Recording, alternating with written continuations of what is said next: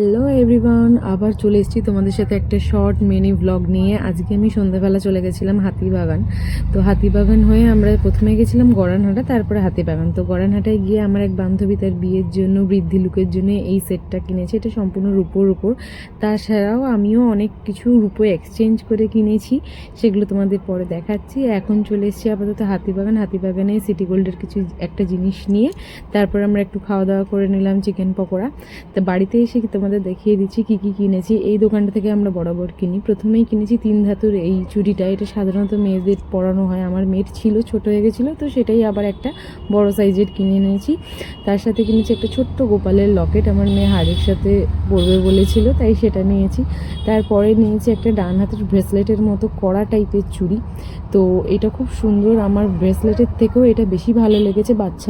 বাচ্চারা সাধারণত ব্রেসলেটটাও খুলে যেতে পারে বা ছিঁড়ে যেতে পারে, তার জন্য চুড়িটাই নিয়েছি। এটা বেশ সুন্দর।